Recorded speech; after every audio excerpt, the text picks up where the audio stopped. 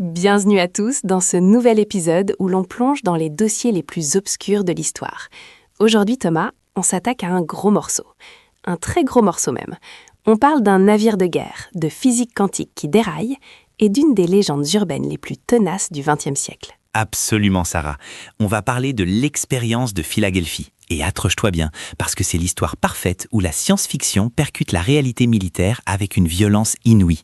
On est en plein dans la Seconde Guerre mondiale, et l'US Navy aurait tenté de rendre un destroyer, l'USS Eldridge, totalement invisible.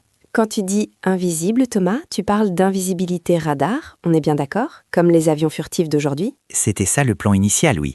Le but officiel, c'était de créer un champ électromagnétique tellement puissant autour du navire que les ondes radar le contourneraient, comme de l'eau autour d'un rocher. Sauf que selon la légende, ça a beaucoup trop bien marché.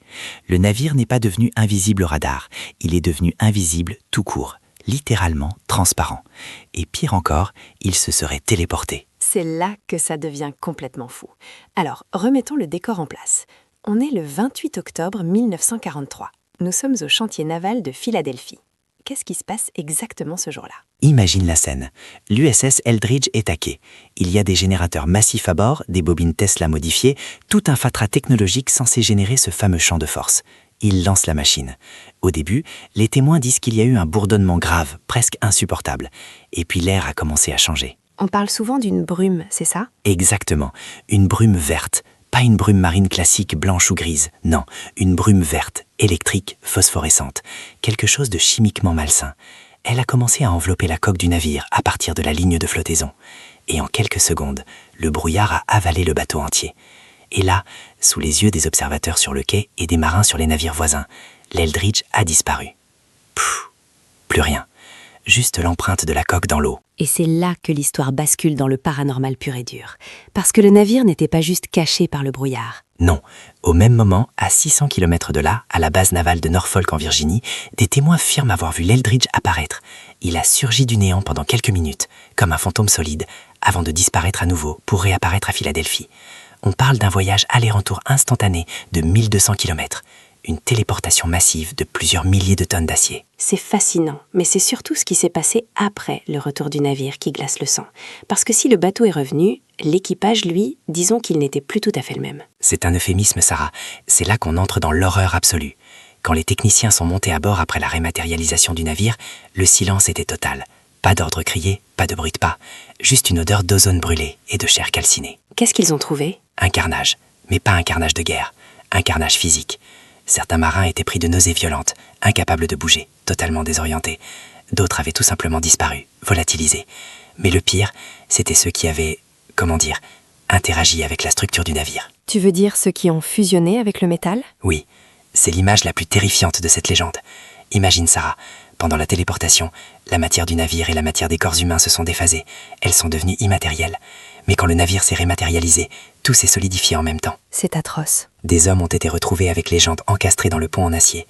Pas coincés dans un trou, non. Leurs molécules avaient fusionné avec celles du métal. Leurs os, leurs muscles, leur peau étaient intimement liés à l'acier du blindage. Ils étaient vivants, conscients, mais prisonniers de la matière même du bateau.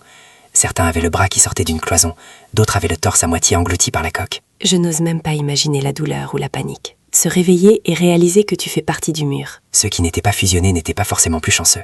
Il y a eu des rapports sur des hommes qui prenaient feu spontanément, sans allumettes, sans étincelles. Ils brûlaient de l'intérieur, consumés par une énergie inconnue.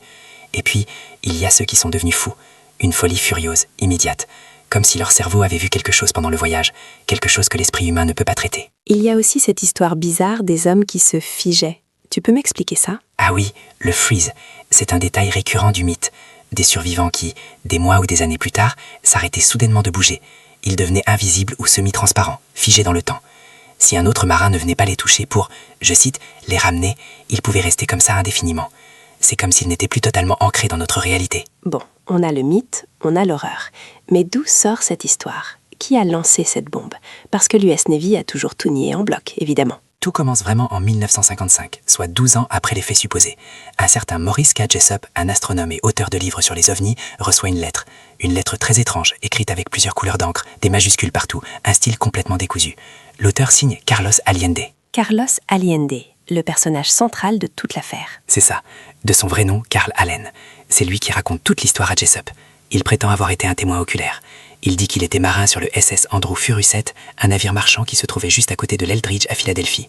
Il décrit la brume verte, la disparition, les cris. Il donne des détails techniques hyper précis sur la théorie des champs unifiés d'Einstein. Justement, quel est le rapport avec Einstein? On dit souvent que c'est lui le cerveau derrière l'opération. Allende affirme que l'expérience était l'application pratique de la théorie du champ unifié d'Albert Einstein. L'idée, c'est de lier la gravité et l'électromagnétisme. Si tu maîtrises cela, théoriquement, tu peux courber la lumière et l'espace-temps autour d'un objet. Allende prétend qu'Einstein a travaillé avec la Navy sur ce projet secret, nom de code Projet Rainbow. Et Tesla, Nikola Tesla, son nom revient souvent aussi. Oui, la légende dit que Tesla était le directeur initial du projet dans les années 30, mais qu'il aurait démissionné ou aurait été écarté, parce qu'il savait que ce serait dangereux pour les humains. Il est mort en janvier 43, quelques mois avant l'expérience finale. C'est pratique pour le mythe, car les morts ne peuvent pas démentir. Donc on a un témoin un peu excentrique, Allende, qui envoie des lettres à un ufologue, Jessup. Et Jessup, il en fait quoi? Au début, il est sceptique, mais l'histoire prend une tournure dramatique quand l'Office of Naval Research, le bureau de recherche de la Navy, contacte Jessup. Ils ont reçu un colis anonyme contenant le livre de Jessup, annoté dans les marges par 3 individus différents qui semblent discuter de technologies extraterrestres et de l'expérience de Philadelphie.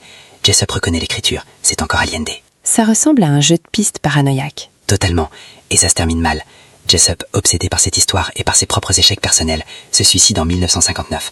Pour les complotistes, c'est la preuve ultime. On l'a fait taire. On a suicidé l'homme qui en savait trop. C'est ce qui a cimenté la légende. D'accord Thomas, faisons un peu les avocats du diable maintenant. Passons à la réalité. Est-ce qu'il y a une once de vérité là-dedans? L'USS Eldridge a bien existé? Oui, l'USS Eldridge a existé. C'était un destroyer d'escorte de classe Cannon. Mais les registres de bord, si on choisit de les croire, montrent qu'il n'était même pas à Philadelphie en octobre 43. Il était en train de faire ses essais aux Bahamas, et ensuite il escortait des convois en Méditerranée. Et cette histoire d'invisibilité? La Navy travaillait bien sur quelque chose, non? C'est là que réside la clé de l'énigme. La Navy travaillait effectivement sur une technique pour rendre les navires invisibles, mais pas à l'œil nu. Ils voulaient les rendre invisibles aux mines magnétiques allemandes. C'est un processus qui s'appelle le degaussing, ou la démagnétisation en français. Explique-nous ça simplement. Les mines magnétiques explosent quand elles détectent le champ magnétique d'une grosse coque en acier. Pour contrer ça, on entoure le navire de gros câbles électriques et on fait passer un courant fort pour annuler le champ magnétique propre du bateau. On le rend neutre magnétiquement. Donc on a des gros câbles, de l'électricité, des générateurs. Ça ressemble beaucoup à la description de l'équipement de l'expérience. Exactement. Et devine quoi? Ce processus de démagnétisation se faisait souvent dans les chantiers navaux. Et parfois, quand on joue avec de forts courants électriques et de l'eau salée, on peut créer des phénomènes bizarres. Des feux de Saint-Elme, des étincelles, peut-être même un peu de brume due à l'évaporation ou à l'ionisation. Donc Carlos Allende, notre témoin, aurait vu une procédure de démagnétisation un peu spectaculaire et son imagination aurait comblé les vides? C'est l'explication la plus rationnelle. Il a vu des câbles, il a entendu le bourdonnement des générateurs, peut-être vu des éclairs. Et comme il était passionné de physique marginale, il a connecté les points dans sa tête. Mon Dieu, ils utilisent les champs d'Einstein pour téléporter le bateau. Il a pris une procédure de maintenance standard et en a fait un opéra de science-fiction. Et pour les marins fous ou fusionnés, c'est de l'invention pure? Probablement des rumeurs de marins amplifiés. Tu sais comment ça se passe dans les bars du port. Un gars raconte qu'il a vu un accident de soudure horrible, un autre raconte qu'un copain a disparu. Et 10 bières plus tard, tu as un homme fusionné avec la coque dans une autre dimension. C'est fou comme une mauvaise interprétation technique peut créer une mythologie aussi riche. Mais Thomas, pourquoi on en parle encore 70 ans après? Pourquoi cette histoire fascine autant? Parce qu'elle touche à nos peurs primaires et à nos fantasmes. L'idée que le gouvernement possède une technologie divine, capable de tordre la réalité. Et surtout, l'idée que cette technologie a un prix humain horrible. L'image de l'homme fusionné au métal, c'est du body horror pur. C'est Cronenberg avant l'heure. Ça nous rappelle que nous sommes des êtres de chair fragile face à des forces physiques qui nous dépassent. Et puis, il y a cette histoire science interdite. On a ouvert la boîte de Pandore et on a dû la refermer en catastrophe. C'est ça. Le mythe dit que la Navy a tout arrêté parce que c'était trop dangereux. Ça laisse planer le doute. Et si, quelque part dans un bunker, ils avaient continué? Et si nos avions chassés factuels utilisaient une version stabilisée de cette technologie? C'est ce SI qui garde l'histoire vivante. En tout cas, que ce soit une démagnétisation mal comprise ou une véritable téléportation qui a mal tourné, l'expérience de Philadelphie reste un récit incroyable. Ah, pour sûr. Et si jamais vous voyez une brume verte électrique se former autour de votre voiture ou de votre maison, un conseil, ne restez pas là. On ne sait jamais. Vous pourriez vous réveiller à Norfolk. Merci pour le conseil, Thomas. Merci à tous de nous avoir écoutés. On se retrouve très bientôt pour une nouvelle plongée dans l'étrange. Restez curieux. À la prochaine.